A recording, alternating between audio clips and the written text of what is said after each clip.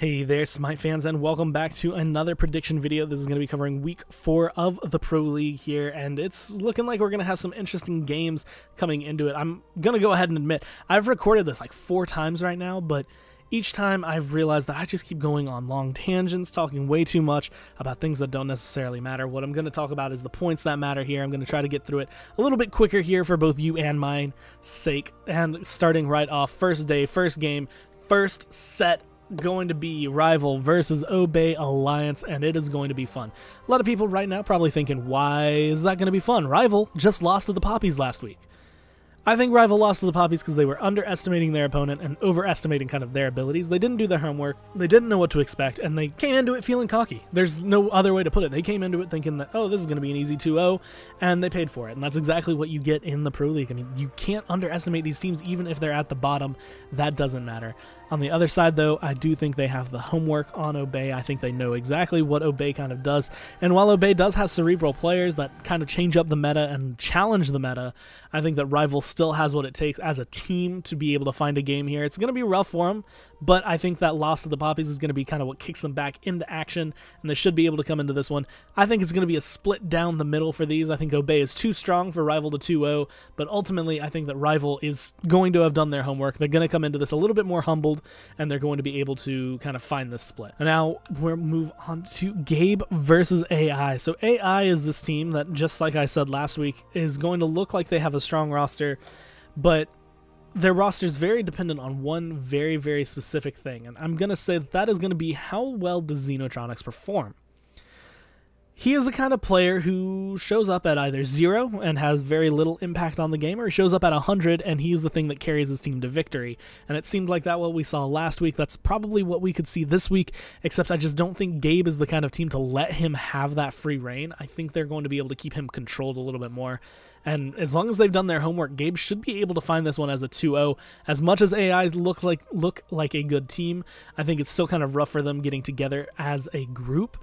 And while they were able to split with Allegiance, I just don't think that they're going to ultimately be able to find a game against Gabe. I think Gabe is just slightly stronger than Allegiance, and I think they should be able to kind of close this out and hold up the 2-0. E-United versus Luminosity. So E-United last week had probably one of the best sets of Smite I have seen in a long time against Noble, and it wasn't really E-United having that best set, although it was very fun to watch back and forth. Noble showing up, that was really kind of what got me. Noble showed up, but that's not who's going to be covering right here. E-United on the other side, looking like a little rough around the edges still. Like they're still trying to figure out what exactly is going on, not only with the team, but with their picks. They don't seem to have full control over what they used to. And when it comes down to it, Luminosity on the other side is got, so far, stronger picks. They've had much better drafts overall. They never seem to get anything that they don't want.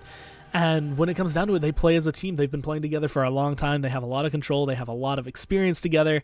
And ultimately, I think that's going to be able to help them control this game no problem. While United is strong, while United has a lot of chances. In fact, I mean, even looking at, like, you know, Benji and Verizial really coming out of it, they have their moments. They have some really great plays on United. But ultimately, Luminosity is the ones that know how to close out the game, and that's just how I'm going to have to go. Give it a 2-0 to Luminosity. Starting the day with one great set, ending the day with another great set, and it's going to be insane. I mean, Dignitas right now is sitting, I think, at the top of Europe. They are very, very strong. They've had some wonderful play, and honestly look not necessarily impermeable, but it's one of those things where when they're up against another top team, it becomes who's going to make less mistakes when it comes down to who's going to win. It's not going to be which team's the better team. It's really going to go par for par. And I think NRG is finally up there to be one of those teams that goes par for par. They looked rough. The spring split and even the start of this split, they did not look like they were going to be a strong team. NRG kind of falling from grace, but I feel like there's a couple of things that are coming in. And one of the problems really that it seems for NRG is that iRaffer seems to be getting kind of burnt out on Smite, which happens. I mean, think about it. These guys have won the World Championship 2 times in a row, and that's Pro League games, scrims, like playing ranked outside of that, along with any other practice they do. These guys live, breathe, and eat Smite, and they've done it successfully for 2 years, and really looking at it, they are kind of getting shaky, but I think that the kind of coaching and the way that the team has been going, they're on the rise again.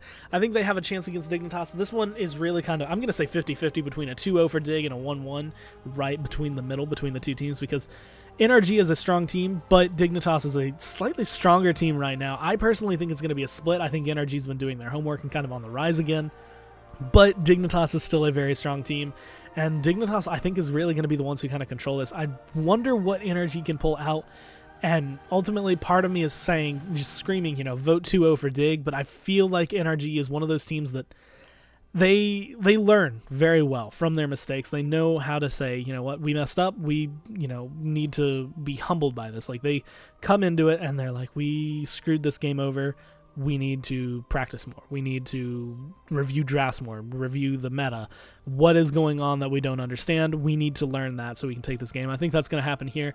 I think they're going to be able to find the split ultimately, and Dignitas going to be kind of sitting still at the top, but not looking as strong above everyone else.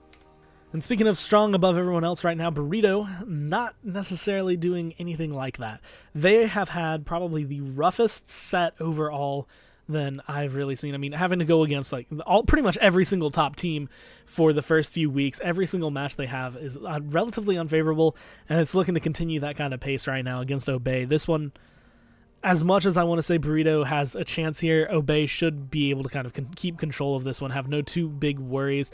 There might be some bumps in the games. Maybe Burrito can win a couple team fights, maybe take a couple objectives, but overall, Obey, they're going to close this one out, and they're going to have it as a 2-0. Another great set to watch is going to be Rival versus Dignitas. Now, I believe Rival, to make it to Spain, is going to need some 2-0s, and I think there's some other setups in this week's matches that kind of change that up. I can't remember exactly what they are, but unfortunately for them, I just don't see them getting those 2-0s. The first team they have to go against is Obey, which already that one's hard to even get a single game off of, let alone a 2-0.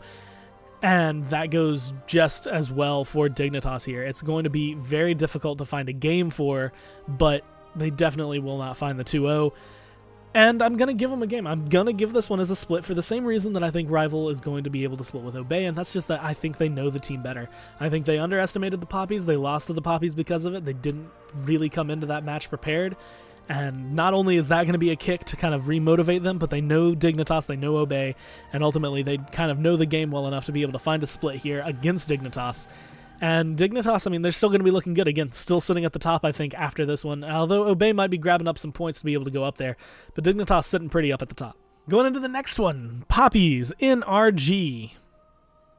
Poppies found their first win last week. Poppies were ultimately able to kind of come out and surprise everyone. I mean, even me, who has been someone on retake, even in these videos, who kind of champions for the Poppies, like saying they're getting better, they're moving up, they're finally, you know, finding their footing. This is a team that I was surprised to see win. Everyone was. I don't think there was a single person except for the, you know, like 3,000 Poppies fans that are very solidly Poppies fans that come out who said this is going to be the game that they take a win against Rival of all people. NRG is not Rival. NRG, honestly, was for a while there looking a little worse than Rival, but I think right now, again, they're going to learn from Rival's mistakes too. They should find this one as a 2-0, but Poppies have shown that they are here to play. Poppies are going to make it rough for NRG. They're going to cut it close. This actually... I can't believe I'm saying this, but this actually could come down as a split. I think it's a very slim chance, but they've proven that that chance exists, and they are able to take it. So ultimately, I'm going to give this one as a 2-0 to NRG, but Poppies could come out and surprise us again. And then the last game of the week is going to be Elevate versus Enix, and Elevate has been going back and forth. Nulissa, if she gets Yanis, is a strong player and makes the team kind of go different, but ultimately, I still had a roster wrong on here. It's actually it's Cherio playing in the jungle, not Nika, which does elevates chances to win this game, but ultimately, I still think that the fact that they're going against Enix, I think Enix right now has a little bit more of a chance, a little bit more strength. I think they're going to put up a good fight. I think they're actually going to make it rough. It's going to come down close in some of the games, probably the first game, but ultimately Enix is going to be the team that is able to close this one out as a 2-0. Elevate still has a little bit of work to do. Honestly, I think their biggest issue right now is kind of extending their god pools past where it is. Most of them really are successful only on a few key gods instead of being able to kind of reach deep into their pockets, whereas Enix on the other side will be able to counter you every step of the way. So it comes down to picks and bans, but I think Enix is the stronger team, so they can actually lose picks and bans and still come out with the win, and I think they're going to find this one as a 2-0, but Elevate is definitely going to keep it rough, and they're definitely starting to look a lot better. If they keep this roster going for a little while, they're going to be another team kind of sitting up in that contention. It's going to go from top 5 in Europe to the top 6 in Europe, really kind of fighting for those top spots. going into North America, this one's going to be kind of an easy sweep for some of these games. Some of them are going to be a little bit more rough overall, but this one looking weird. Normally, I think last week I actually would have said this was probably going to be a split, but Noble decided to change their everything. I mean, I don't know what happened between weeks 2 and 3, but they came out as a completely different team, and they were kind of recognizing me. Wowie himself, the man. I have loved watching this player play since the Challenger level, and seeing him on Noble and finally blossoming with the rest of the team. It's looking really good for them. Up against AI, I think, again, AI is this team that kind of goes back and forth based on how Xeno performs. Wowie is the carry they need on Noble. Wowie is going to be very consistent, I believe. I think he is going to be strongly consistent. He's not necessarily going to get a quadra kill every single game right at the Titan, but he's still going to be able to kind of help keep control for his team, and I believe that they should find the 2-0 here, especially with the run that they had last week. Coming off that momentum, this should be another easy set for them. Gabe versus Luminosity. This one's going to be kind of close. I believe Gabe is going to cause a lot of bumps in the road for Luminosity, but ultimately Luminosity's just been sitting at the top. I think that they have slightly stronger class overall. I think they are the ones that are just hovering above everyone else. There's nothing really to worry about going forward for them. They have pretty much the solid #1 spot in North America right now. Gabe, I believe, is going to cause them bumps, and honestly, we might even see a surprise for me coming out and seeing Gabe kind of take a game, but ultimately I think LG should find the 2-0 here.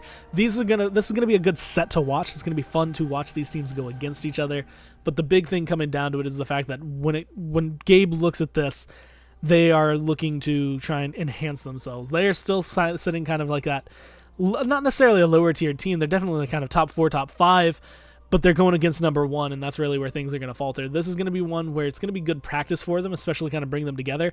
Might be able to find a game, but overall, I believe Luminosity is the stronger roster, and they should be able to find the 2-0. So EU United, even though they had a rough tackle with Noble last week, I believe is not going to have that much trouble coming into this week, at least for this match. Flashpoint, even though they are looking admittedly stronger than I thought they were going to, I have to admit that they're looking stronger than I thought they would. They're still not looking like the team that's really going to be able to kind of skyrocket to the top. It still seems like they threw Sheikah under the bus just to make themselves look a little better, but they're still on a losing streak. They're still going to be going down to the bottom, and United should still be able to find a 2-0 here.